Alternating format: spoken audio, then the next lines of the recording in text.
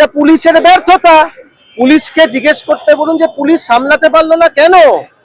পুলিশের তো সামান্য ঘটনা থেকে এত বড় জিনিস হলো কি করে, গাড়ির পর গাড়ি পুলিশের কি করে সেখানে আগুন ধরিয়ে দেওয়া হলো। তাহলে সামান্য ঘটনা যদি আজকে পশ্চিমবঙ্গ পুলিশ এবং কলকাতা পুলিশ সামলাতে না পারে, বড় ঘটনা সামলাবে কিভাবে? তাহলে সামান্য থেকেই তো বড় হলো। সামান্যটা যদি থামিয়ে দেওয়া যেত তাহলে হয়তো হতো না। তারা হয়নি কেন জানেন? ওই অনুব্রতের মতো যারা রয়েছে তারা যখন আগে বলেছিল বোম মারুন পুলিশের গাড়িতে, আমি বলছি তখন যদি তাকে অ্যারেস্ট করতো তাহলে হতো না।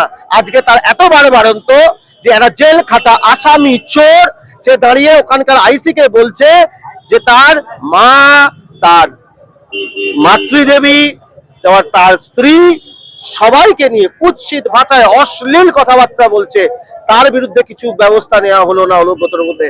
আজকে তো ওই কি বোধহয় মিটিং রয়েছে আজকে কালীঘাটে না কোথায় রয়েছে, সেখানে দেখুন অনুব্রতকে জামাই আদর করে মিটিং করাচ্ছে। লজ্জা করে না? জুতো পেটা করা উচিত ওকে। পুলিশের ব্যর্থতা রয়েছে, ইন্টেলিজেন্স ফেলিওর রয়েছে এবং রাজ্য সরকারের সম্পূর্ণ ব্যর্থতা। দিনের পর দিন ঘটনা ঘটছে এবং ঘটনা ঘটার পরও তারা দেখতে না পেয়ে সব ভালো আছে জগতের তারা রয়েছে।